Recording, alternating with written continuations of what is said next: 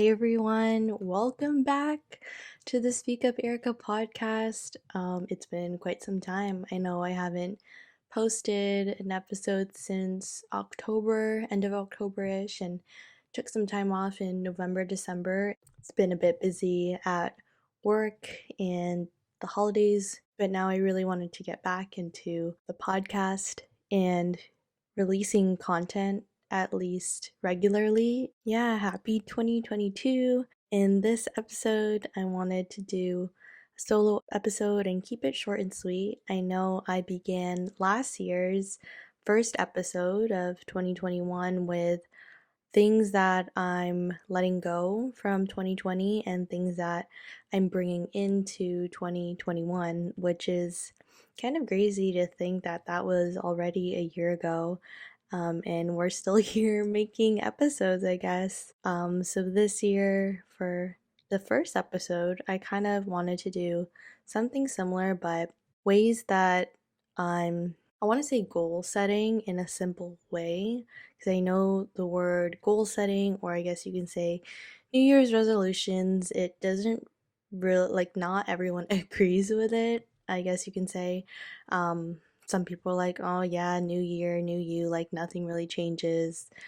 But it's really good to reflect and to think about something that you're working towards. I think people are scared to make goals because they're scared to fail, and I understand that. But maybe starting small can help, and that's kind of how I'm approaching this year's goals and just doing baby steps so I'm not afraid.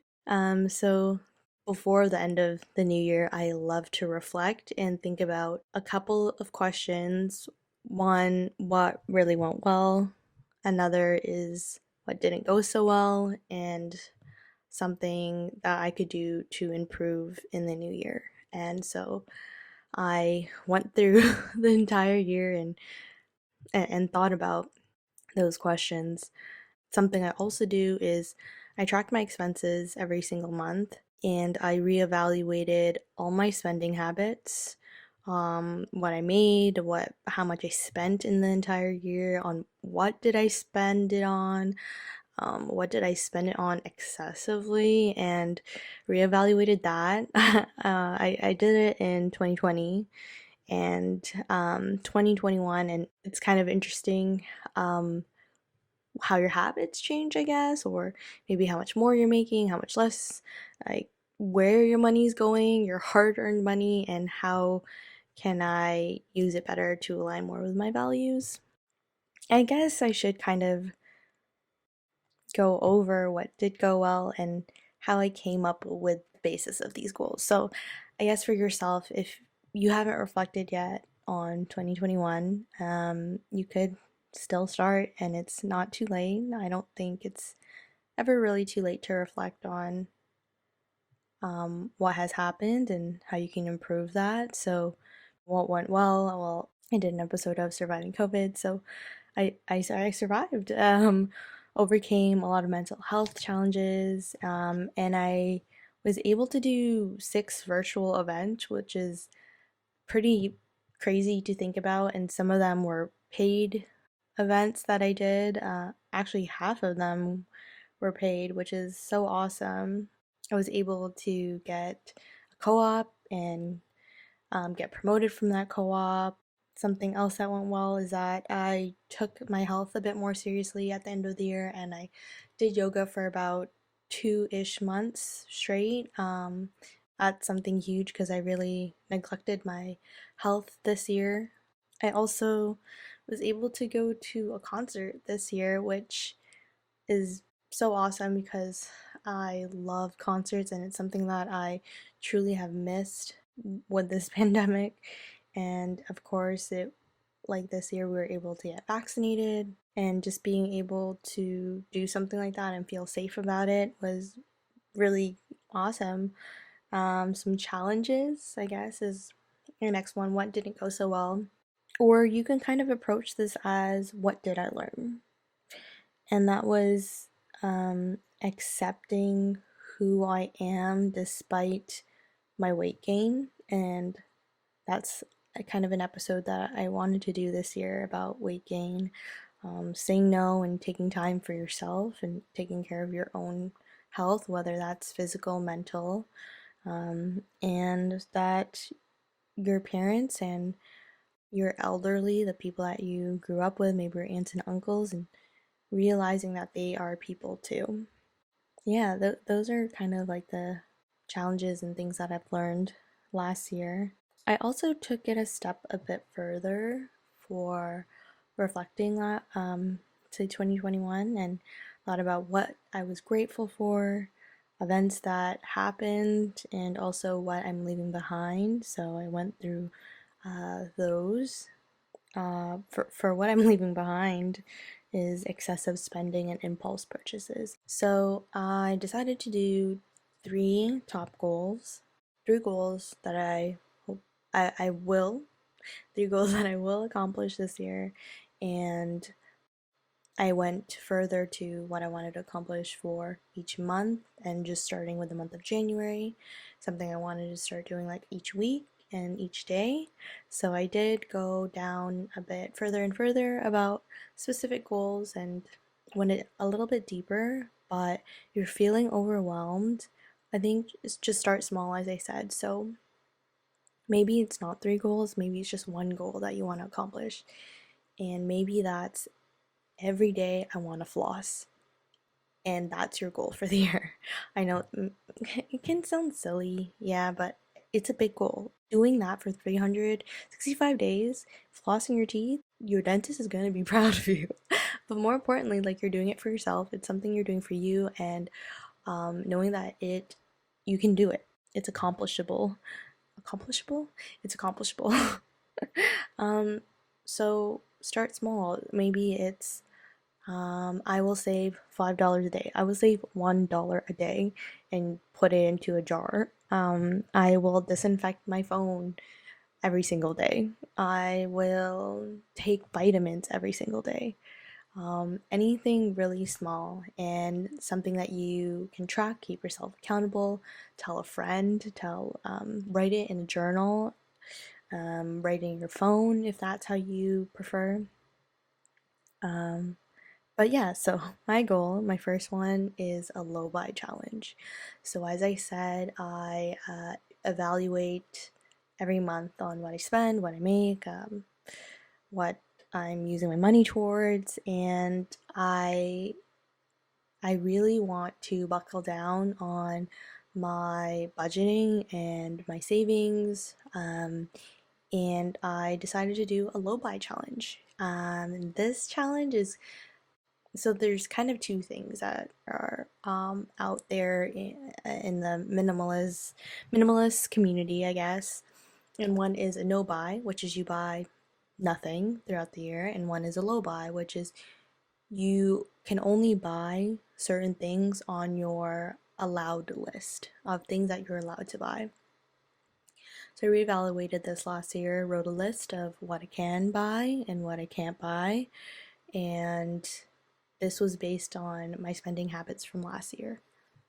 To get more into detail about my low buy, the reason why I want to do this is because, as I said before, I don't want to bring into this new year impulse purchases, which I feel like I did a lot last year. I really want to spend intentionally, and that will help me limit spending excessively where I really didn't need to make this purchase. I wanted to be very mindful about what I'm doing with my money because you worked very hard to earn this money, and I want to make sure it just aligns with my values and what I'm spending it on. And I also want to save money. I have a goal this year to save a lot of money, and I really want to achieve that. So this will help. The low buy will essentially help with it if you're not spending it excessively and you're budgeting.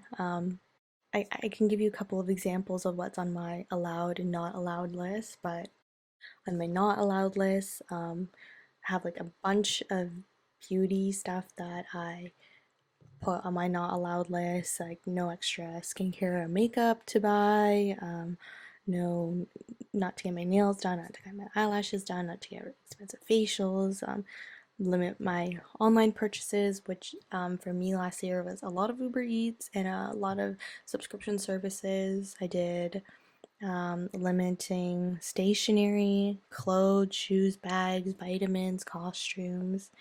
And on my allowed list, I could buy cosmetics and toiletries if I run out of a specific product, and I don't have it at all.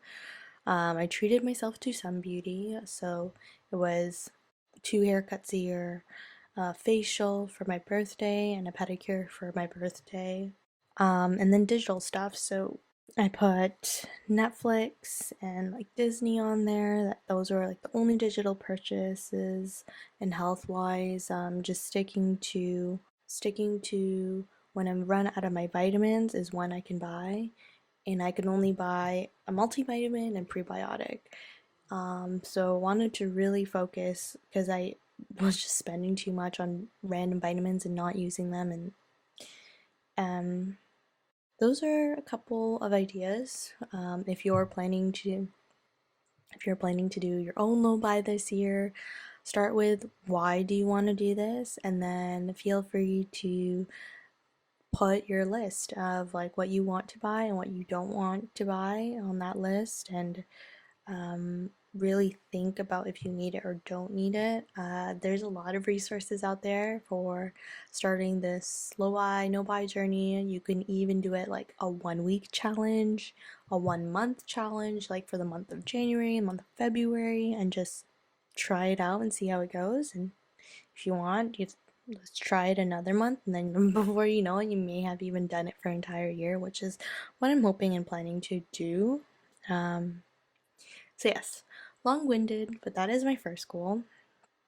My second goal, as I talked before, I didn't feel great with my weight gain and what happened. So, something I want is that I really just want to feel good in my body.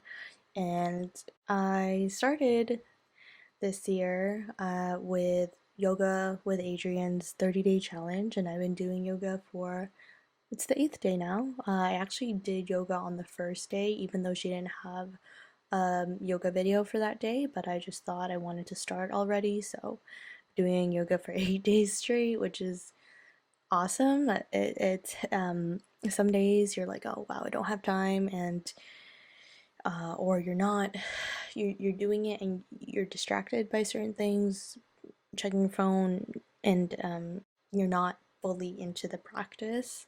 So I'm kicked off the year, and that's what I challenged myself to do for this month, and we'll see how that goes. I'm sure I'm pretty excited to hit that 30-day mark and know that I'm able to do a 30-day challenge and yoga for 30 days, which would be pretty awesome. My third goal is to move out. I think that for my first one, for the low buy, being very disciplined with my money and where it's going, it will really help me move out to my goals. And yeah, I'm very excited. I've been planning this for a while, and it's kind of like nerve-wracking to say what your goals are out loud, because you're like, oh, now people know, like, this is my goals, like, what if I don't accomplish it, and like, these goals are not for other people, they're for you, and your goals may change throughout the year. Things might happen, so these are my goals. For whatever goals that you're trying to achieve in the new year, I wish you so much luck, and I have a couple pieces of advice that may help you reaching towards the little baby steps that you want to get to. And that's I think I kind of said it before, but just mentioning it to a friend or a partner, your journal, your phone, and just writing it down, and every day you can kind of track your progress to see how that's going. And you can even do something to reward yourself when you're hitting certain milestones. So, say for example, you've done your goal or your challenge for 1 week and you didn't buy anything 1 week.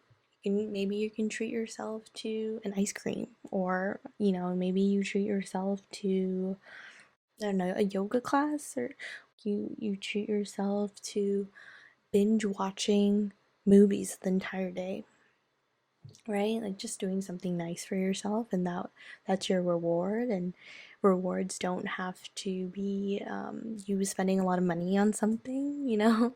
um, Something else is that, like, when the holidays hit and you're like, oh my god, how am I gonna do a little buy for the holidays? Or when it's someone's birthday, when it's an anniversary, like someone who's special to you and it's their birthday coming up, and you know, you want to do the most and you want to spend the most and do the most, and you know, really treat them or the people that you love to show your love for them. And that's I know some people's love languages is, you know, giving gifts or receiving gifts.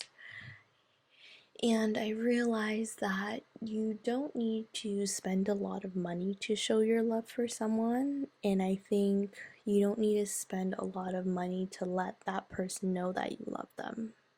I know there are some people who bake and give baked goods for Christmas, or make food for Christmas instead of giving gifts. And I've done that in the past, and I think just that gesture alone, and letting someone know that you've thought about them and you went out of your way to give something or make something for them, that's what's special. So to recap on my goals for 2022, we'll be doing a low buy. Will be focusing on my health and feeling good in my body, and I will be moving out this year. So yeah, I hope this episode was helpful to you and to whatever you want to achieve and accomplish this year. So I want to let you know you can do it and you're gonna do it this year. And happy 2022. I think moving on with this podcast, it has been difficult with having a full-time job, doing locals, having doing freelance on the side, trying to like maintain my personal life, and to make it sustainable, because I still want to create content and release content. And I really love doing this podcast, even though it's just a hobby. So my baby goal for this podcast is to do one episode a month. And that is hopefully my goal for this channel this year. But if you are enjoying the podcast or my book or anything, I would love it if you can leave me a review. It really helps me, or subscribe. I really appreciate all of you who have listened last year and sent me such awesome feedback on the episodes I did. I really appreciate all the guests who came on the podcast. I really didn't expect to even have that many guests when I started this. I thought I would just be doing more solo episodes and bringing in guests if people wanted to be on. But it's awesome that people suggested ideas. They wanted to collaborate. We were able to do the series with T and Cruz, and raised awareness on mental health and talk about. We released like 6 episodes together, and hopefully we're gonna create more content together for next year. We released gaming series with Mango and Mai, and that's really awesome. I actually have another episode for this year, and we also did the Out and Loud series with Ajuki, and Tanya was able to create some awesome logo for that series, and also Kulin was able to provide the beats for that one, and we were able to work with queer folks and just raise awareness about their stories. What an incredible year it was, and I know I didn't spend time posting at all at the end of the year, but I truly am grateful for everyone who's collaborated with me and listened to the podcast and the episodes and have supported this podcast. It really it means a lot, and thank you for a great 2021, and Cheers to 2022.